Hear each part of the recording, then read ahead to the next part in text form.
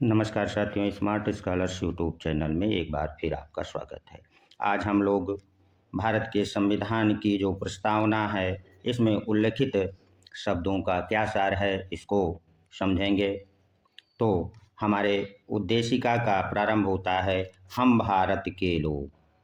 हम भारत के लोग शब्द अर्थात we the people of India से हमारी प्रस्तावना का आरंभ होता है, जिसका अर्थ होता है संविधान का मूल स्रोत भारत की जनता है। भारत की जनता संविधान का मूल स्रोत है तथा वही समस्त शक्तियों का केंद्र बिंदु भी है। तथा भारतीय संविधान को कब अपनाया गया, यह बात हमें उद्देशिका या प्रस्तावना से हो जाती है। इसमें कहा गया कि हम भारत के लोग आज तारीख 26 नवंबर 1949 को एतद द्वारा संविधान को अंगीकृत अधिनियमित आत्मार्पित करते हैं। अर्थात संविधान को अंगीकृत अर्थात अपनाते हैं, अधिनियमित का आशय है लागू करते हैं, तथा आत्मार्पित माने अपने ऊपर लागू करते हैं। यहाँ से प्रश्न बन सकता है कि हमारे जो संविधान है कब आत्मार्पित, अधिनियमित या अंगीकृत किया गया, तो आपका उत्तर होना चाहिए 26 नवंबर 1949 को। तथा हमारा जो संविधान लागू हुआ वो कब हुआ पूर्णतः, तो 26 जनवरी 1950 को लागू हुआ। ऐसा क्यों हुआ, इसको भी समझ लें। क्योंकि 26 जनवरी 1950 को लाहौर अधिवेशन में हमने प्रथम स्वतंत्रता दिवस अपनाया था। इसी तिथि को ध्यान में रखते हुए हमारा जो संविधान है वह 26 जनवरी 1950 को पूर्णतः लागू होता है। और जो भारत एक अधिराज्य की स्थिति में था, वह पूर्णतः गणतंत्र अर्थात गणराज्य घोषित हुआ था। अब हम ये जानेंगे कि जो हमारे प्रस्तावना में उल्लिखित प्रभुत्व संपन्न शब्द का क्या अभिप्राय है। तो प्रभुत्व संपन्न शब्द का अभिप्राय यह है कि भारत अपने मामले में, चाहे वो आंतरिक मामले हों या बाह्य मामले हों, इसमें पूर्णतः स्वतंत्र होगा। अर्थात आंतरिक मामलों में चाहे वो राजनीतिक हो, आर्थिक हो, सामाजिक हो या धार्मिक हो, निर्णय ले सकता है। तथा बाह्य मामलों में वह विदेशों से मित्र, शत्रु या संधि करने की इसको स्वतंत्रता होगी। अब हम भारत के संविधान में उल्लिखित समाजवादी शब्द पर भी चर्चा कर लें। तो जो समाजवादी शब्द सोशलिस्ट शब्द है, यह हमारे मूल संविधान की उद्देशिका में नहीं था। इसे 42वें संविधान संशोधन 1976 के संविधान संशोधन द्वारा 42वें संविधान संशोधन 1976 द्वारा हमारे संविधान की उद्देशिका में 3 शब्द जोड़ा गया। वो कौन कौन से थे? समाजवादी, पंथ निरपेक्ष व अखंडता शब्द जोड़े गए। यहाँ से भी प्रश्न पूछा जाता है कि 42वें संविधान संशोधन द्वारा कितने शब्द जोड़े गए, तो 3 शब्द जोड़े गए, समाजवादी, पंथ निरपेक्ष व अखंडता शब्द जोड़े गए। एक प्रश्न मुझे लगता है कि और पूछा जा सकता है कि हमारी जो प्रस्तावना है इसमें अब तक कितनी बार संशोधन हुआ, तो अब तक केवल एक ही बार हुआ है, वो भी 42वें संविधान संशोधन 1976।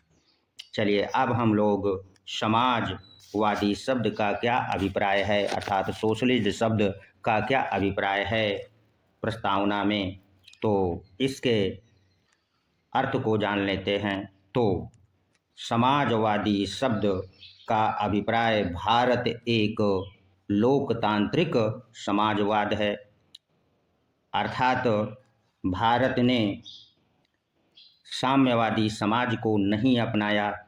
क्यों नहीं अपनाया? क्योंकि वो कठोर समाजवाद था और नेहरू जी ने मिश्रित समाजवाद की व्यवस्था को अपनाया या जन्म दिया।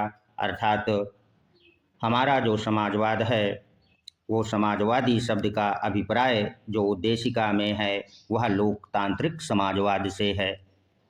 अब हम तीसरे महत्वपूर्ण शब्द पर चर्चा करेंगे। तीसरा महत्वपूर्ण शब्द पंथ निरपेक्ष शब्द से क्या अभिप्राय है, इसको जानेंगे कि पंथ निरपेक्ष या धर्म निरपेक्ष से क्या आशय है। तो पंथ निरपेक्ष या सेकुलर शब्द से आशय यह है कि भारत एक ऐसा राज्य है जो किसी विशेष धर्म या राज्य धर्म के रूप में मान्यता नहीं प्रदान करता, अर्थात सभी धर्मों के प्रति भारत तटस्थ रहता है या समभाव देता है। अब हम ये जान लें कि जो धर्म के आधार पर राज्य होते हैं वो कितने होते हैं।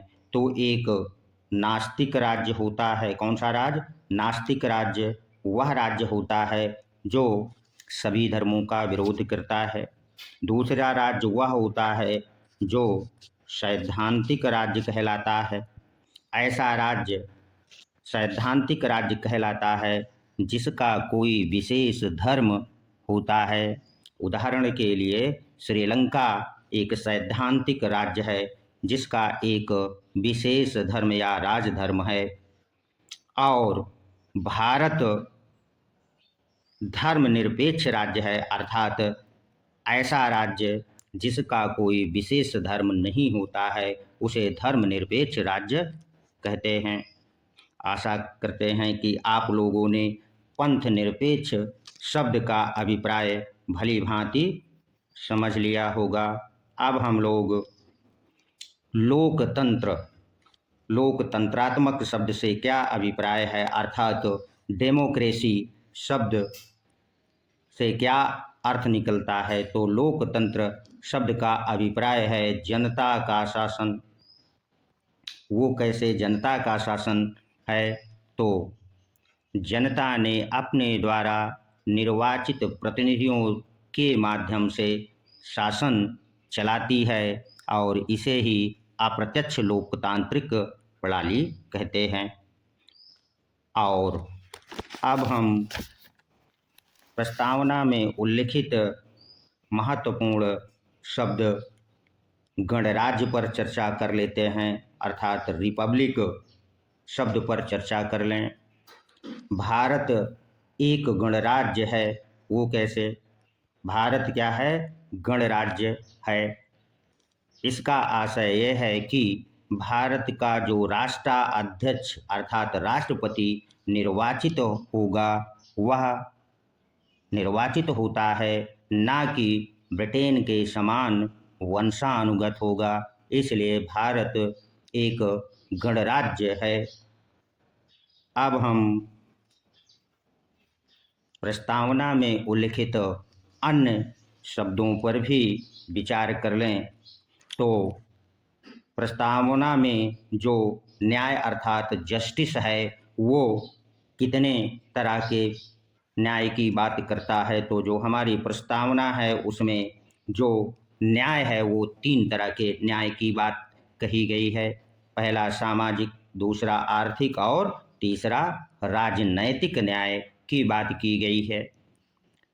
सामाजिक न्याय के संदर्भ में हमारे संविधान निर्माताओं ने अनुच्छेद 17 जो मौलिक अधिकार में अस्पृश्यता का अंत कर दिया गया है को प्राप्त कर लिया गया है, तथा आर्थिक न्याय जो नीति निर्देशक तत्वों में अनुच्छेद 39 के तहत उल्लिखित है उसको प्राप्त करने का प्रयास किया जा रहा है, तथा राजनैतिक न्याय से आशय प्रत्येक व्यक्ति को निर्वाचित होने का अधिकार है। जाति, धर्म, भाषा, लिंग और जन्म के आधार पर भेदभाव नहीं किया जाएगा।